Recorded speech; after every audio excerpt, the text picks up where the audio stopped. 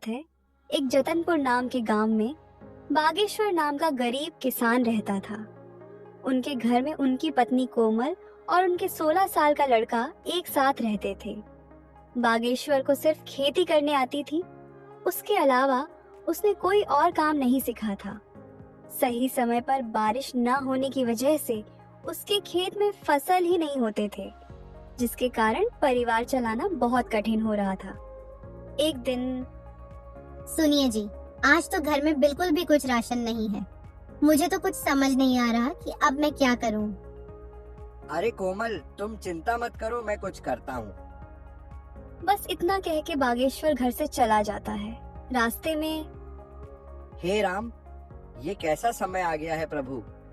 मेरे घर में राशन का एक दाना तक नहीं है। चलो, मैं और मेरी कोमल तो भूखे पेट रह लेंगे, लेकिन मेरे बेटे का क्या? मैंने तो केवल खेत में मेहनत करना सीखा है, लेकिन उसमें भी बारिश सही समय पे ना होने की वजह से खेत में फसल नहीं हुई। अब मेरे पास जमींदार से उधारी पैसे लेने के अलावा कोई दूसरा रास्ता नहीं है। बागेश्वर अपने गांव के जमींदार के पास जाता है। जमींदार हीरालाल बहुत शातिर और चालाक किस्म का इंसान है, जो हमेशा हर किसी को बेईमानी से लूटने के बारे में सोचता रहता है। अरे आवा आवा बागेश्वर भैया, और बताओ कैसे आना हुआ है? क्या बताऊं जमींदार जी, बहुत खराब समय से गुजर रहा हूं। देखिए ना, अब बारिश समय से ना होने पर खेत की सारी फसलें बर्बाद हो चुकी हैं।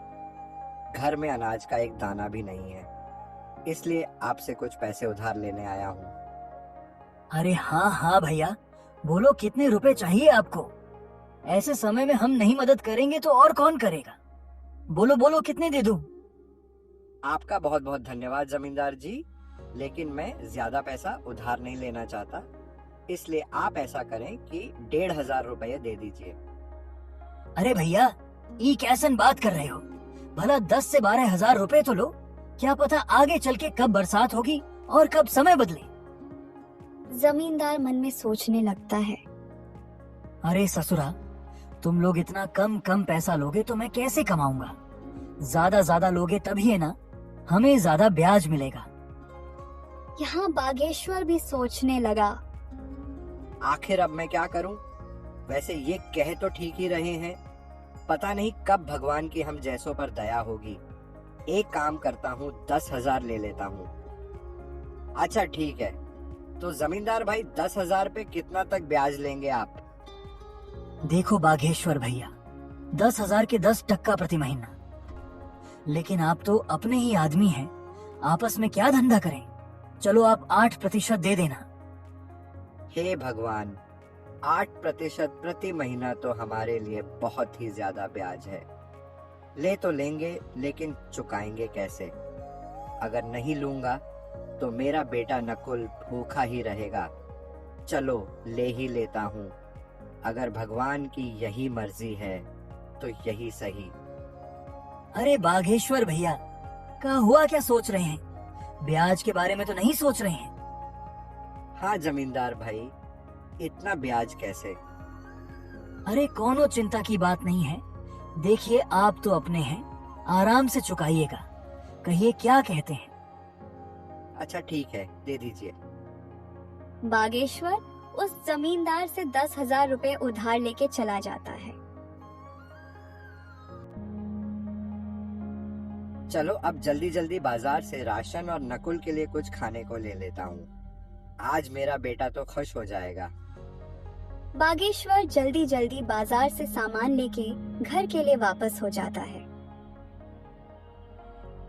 घर पहुंचते ही कोमल बागेश्वर के हाथ में सामान देखकर खुश हो जाती है और कहती है, हाजी, ये सामान पैसे कहाँ से मिले जी? देखो कोमल, मुझे पता है तुम मुझ पर गुस्सा करोगी, लेकिन मेरे पास और कोई चारा भी नहीं था। मैं समझ गई जी, आपने किसी से उधारी पैसे लिए होंगे, पर कोई बात नहीं, मैं भी वही सोच रही थी। लेकिन ऐसे समय में गांव में किसी के पास देने के लिए पैसे नहीं हैं, तो क्या आप जमींदार से उधारी पैसे लेके आए हो? हाँ कोमल, लेकिन तुम चिंता मत करना, भगवान के घर देर है अंधेर नहीं। अभी इस वक्त मेरे बेटे से बढ़ के और कुछ नहीं है। हाँ, आप कह तो सही रहे हो, लेकिन वह जमींदार बहुत चालाक और बेईमान है। वह बहुत ज्यादा ब्याज लेता है और समय पे पैसे ना देने पर खेत या घर छीन लेता है। आपने कितने रुपए उधार लिए? मैंने तो 1,500 ही मांगे थे, पर उसने कम से कम 10,000 या उससे ऊपर लेने बोला, इसलिए मैंने 10,000 ले लिए। सुनो ना कोमल, अब मेरे बेटे के आने का टाइम हो गया है। मैंने ये कुछ सामान लाया है, जाओ सबके लिए कुछ अच्छा सा बना दो। जी, आज तो मेरा बेटा खुश हो जाएगा।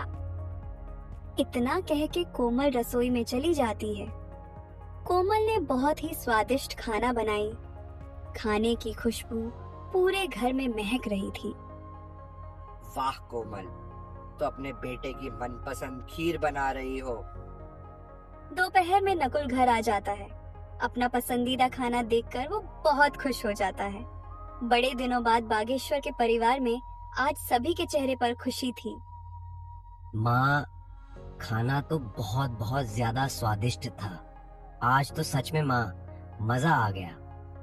अच्छा पापा, मेरे दोस्त सोमनाथ ने आज मुझे बुलाया है। कह रहा था कि आज वो मुझे अपने पापा से मिलवाने वाला है, इसलिए मैं वहाँ जा रहा हूँ। 1-2 घंटे में वापस आ जाऊंगा। ठीक है बेटा, जाओ, लेकिन संभल के जाना और संभल के आना, ठीक है? हाँ पापा, आप फिक्र मत करो, मैं अच्छे से जाऊंगा और अच्छे से आऊंगा। इतना कह के नकुल घर से निकल जाता है।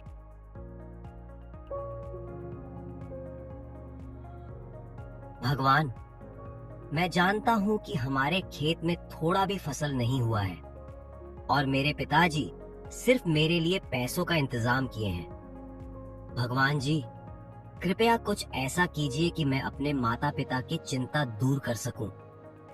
नकुल भगवान से प्रार्थना करते हुए अपने दोस्त सोमनाथ के घर पहुंचा।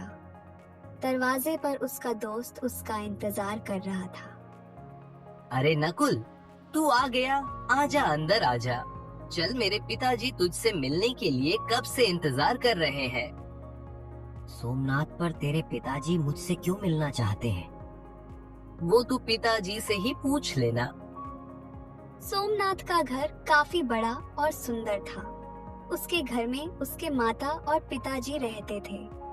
सोमनाथ अपने पिताजी से अपने दोस्त नकुल के बारे में बताया था कि उसके पिताजी बहुत कड़ी मेहनत करते हैं, खेत में घंटों काम करते हैं, लेकिन पैसे की वजह से परिवार में बहुत टेंशन है।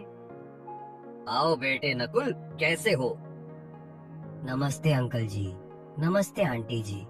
मैं ठीक हूँ, आप सभी कैसे हैं? खुश रहो बेटा, हम सब भी बहुत अच्छे हैं।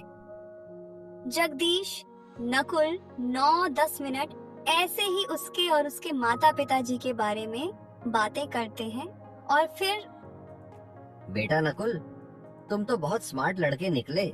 बेटा, कल से तुम दोपहर में स्कूल से आके खाना खा के यहाँ चले आना। जी अंकल, मैं आ तो जाऊं, लेकिन घर पर भी थोड़े बहुत काम होते हैं। देखो बेटे नकुल, पहले तो तुम ये टेंशन वेंशन छोड़ो। हाँ, एक काम करना, नहीं रहने दो।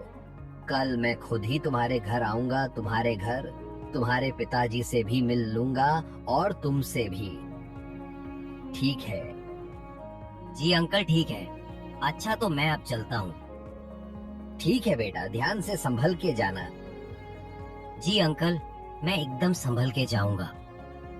उतने में सोमनाथ की मम्मी बोली, बेटा नकुल, ये लेते जाओ, घर पे खा लेना। नहीं आंटी, इसे मैं नहीं ले सकता। अरे बेटा ले लो, देखो तुम्हारी ममता आंटी ने कितने प्यार से दिया है।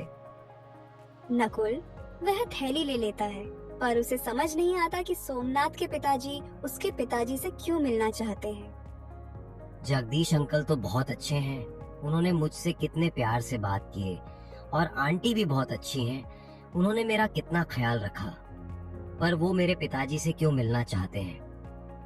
यही सब सोचते हुए नकुल घर पहुंचा और उसने सोमनाथ के माता और पिताजी के बारे में बताया। देखो कोमल, हमारे नकुल को कितना अच्छा दोस्त मिला है। चलो बेटा ठीक है, तो कल आएंगे सोमनाथ के पिताजी। हाँ पिताजी।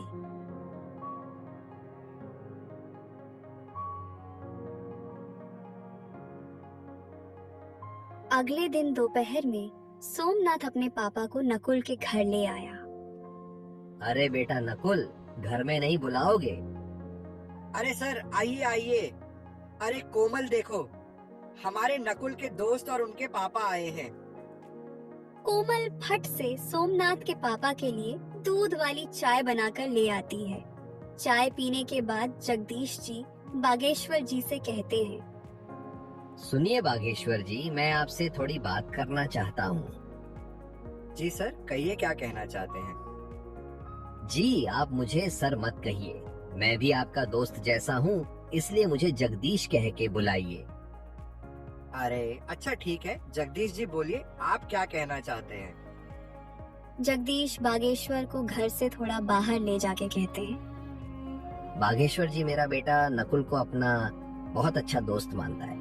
उसने मुझे बताया कि नकुल बहुत समझदार और अच्छा लड़का है, पर गरीबी के कारण से वो पढ़ाई छोड़ने की बातें कर रहा है। भगवान की दया से अब जाके हमारा सोमनाथ खुश रहने लगा है, नहीं तो पहले वो सिर्फ अकेला ही रहता था, क्योंकि उससे कोई दोस्ती ही नहीं करता था।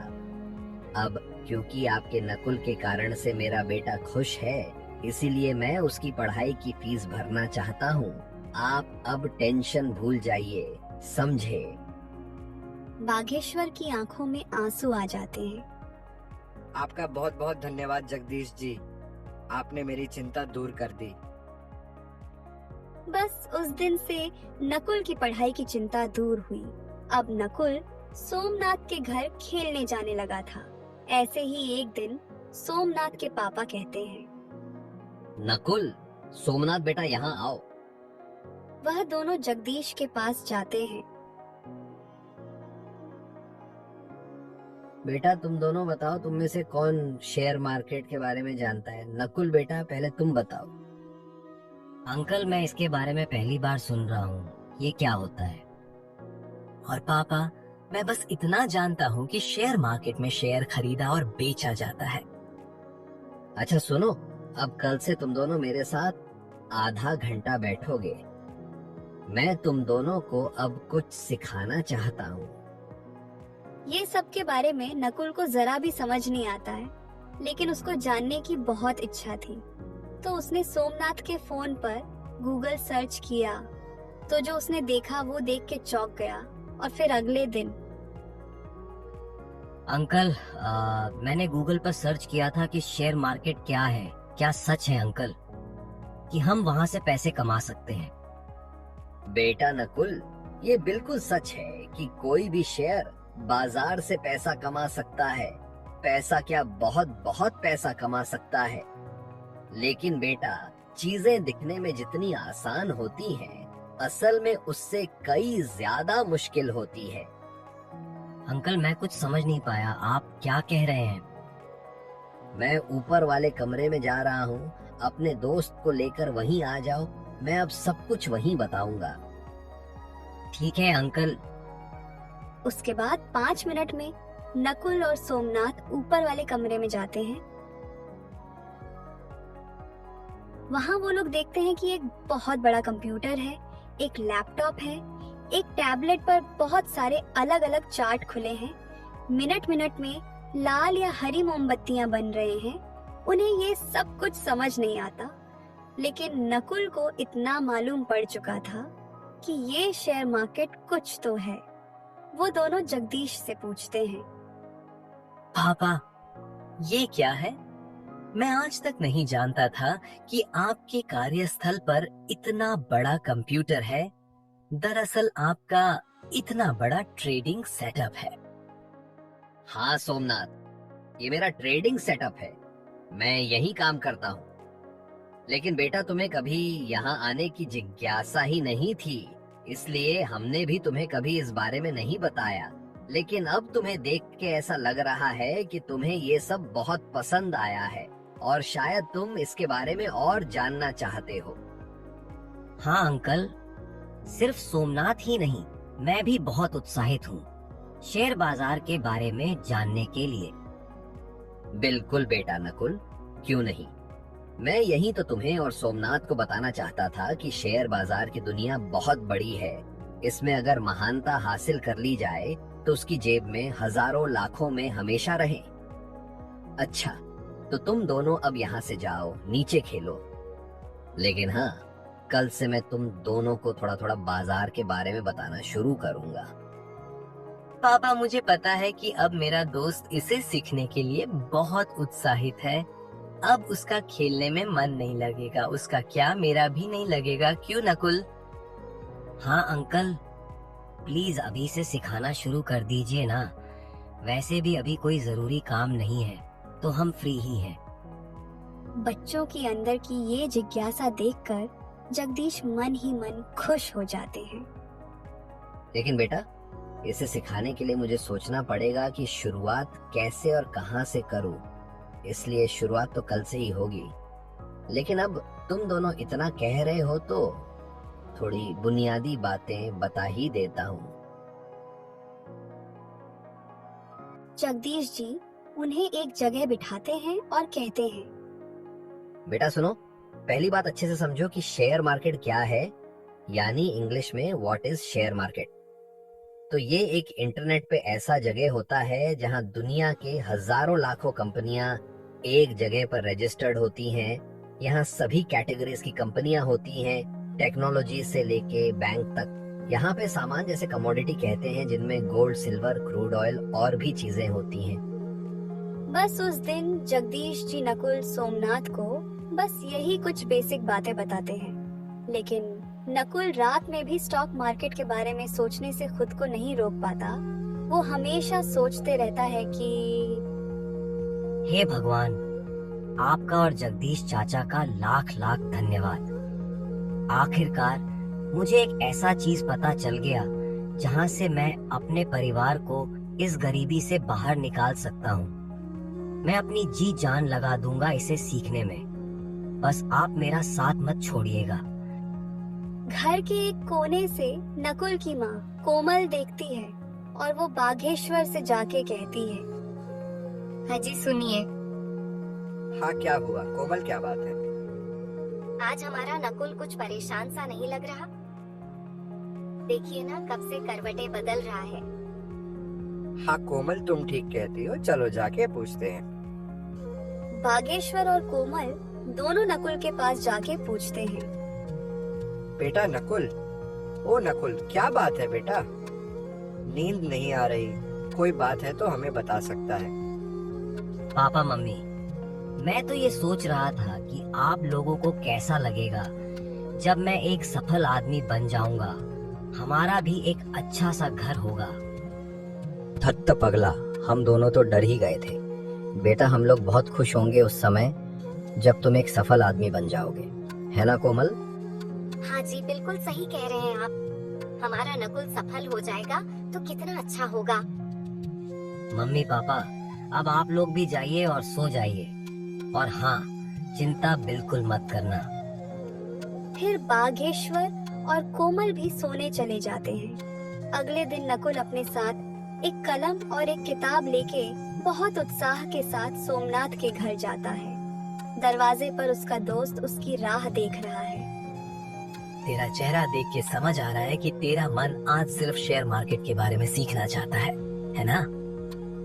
हाँ सोमनाथ, अच्छा देर नहीं करते हैं, चल फटफट अंकल के पास जाते हैं। लेकिन वो दिख नहीं रहे, कहाँ हैं? अरे नकुल थम जा यार। अच्छा चल, वो ऊपर के कमरे में हम दोनों का इंतजार कर रहे हैं।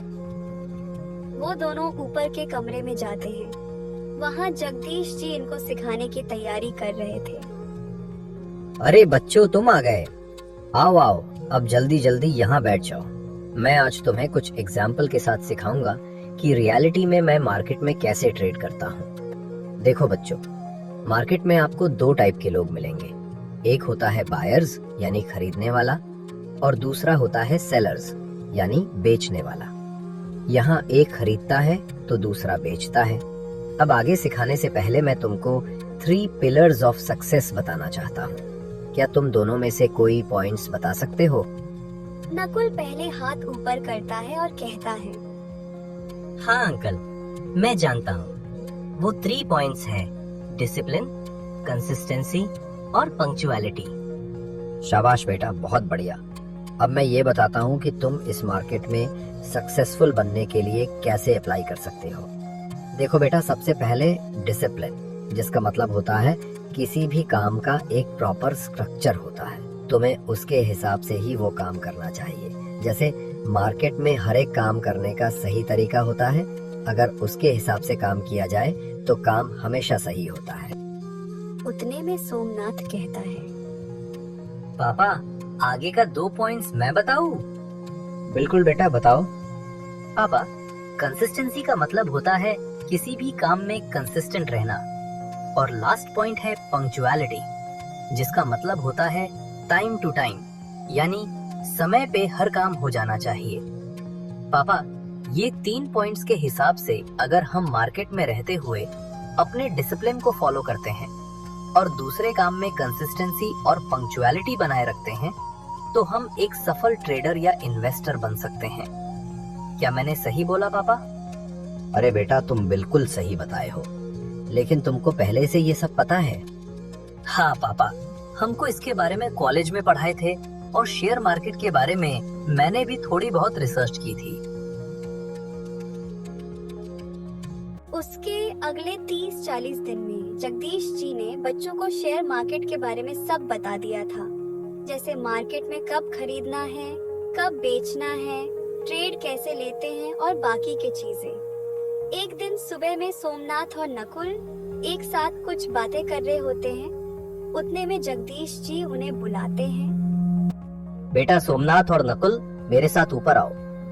वो दोनों उनके साथ ऊपर जाते हैं और फिर उन्होंने कहा, आज तक तुम दोनों ने बहुत कुछ सीखा है और उसको पूरे डिसिप्लिन, कंसिस्टेंसी और पंक्चुअलिटी होके पेपर ट्रेडिंग में प्रैक्टिस भी की है।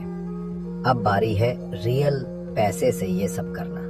आज मैं तुम दोनों का डीमैट अकाउंट बनाऊंगा और तुम दोनों के डीमैट अकाउंट में 2-2 लाख का कैपिटल डिपॉजिट करूंगा। तुम्हें उसका इस्तेमाल करके अपना कैपिटल बड़ा बनाना है। लेकिन बेटा, कहीं पे भी अपने पैसे को इन्वेस्ट या ट्रेड करने से पहले अपने रिस्क को मैनेज करना, फिर आगे स्टेप लेना। उस दिन से नकुल और सोमनाथ दोनों ने मार्केट में पैसे से काम चालू किया। शुरुआत में दोनों ने डर डर के कैपिटल को यूज किया, लेकिन कुछ ही हफ्तों में वे कॉन्फिडेंट हो गए। अब वह दोनों धीरे धीरे छोटे छोटे प्रॉफिट्स बुक करने शुरू कर दिए थे। लेकिन एक दिन, यार ये पेनी स्टॉक में पैसा इन्वेस्ट करूं या नहीं? सिर्फ 2 रुपए का एक शेयर है, मैं आराम से 30,000 शेयर खरीद सकता हूँ। 1-2 रुपए भी बढ़ गया तो बहुत अच्छा प्रॉफिट होगा। यहाँ नकुल ने गलती की। उसने कंपनी के बारे में रिसर्च नहीं किया। उसने सिर्फ प्रॉफिट को देखा और लालच में उसने वो शेयर खरीदे ली। खराब किस्मत से उस स्टॉक की कीमत 1.5 रुपए से गिर गई। हे भगवान, ये मैंने क्या किया? ये कैसे हो गया? मुझे ऐसा नहीं करना चाहिए था। मैंने अपने रिस्क मैनेजमेंट पर ध्यान नहीं दिया, डिसिप्लिन को फॉलो नहीं किया। 45,000 का नुकसान। अब मैं क्या करूं? उतने में गांव का जमींदार हीरालाल अपने आदमी के साथ आ जाता है। कवन दिशा में गया ललुआ का घरवा, कवन दिशा में। अरे मालिक, वो दिशा में है। हीरालाल बागेश्वर के घर के सामने आके कहता है, अरे ओ बागेश्वर भैया, अरे कहवा बाड़ा हो, तनिक बाहर निकलिए महाराज। अरे कोमल, लगता है जमींदार अपने पैसे लेने आया है। तुम यहीं रुको, मैं देख के आता हूँ। बागेश्वर घर से बाहर आता है। अरे जमींदार जी, नमस्कार। अरे भैया नमस्कार नमस्कार। बागेश्वर भैया, हम कह रहे थे कि पैसवा कब दीजिएगा? अभी भी 4,000 ब्याज सहित बचा है, याद है कि भुला गए?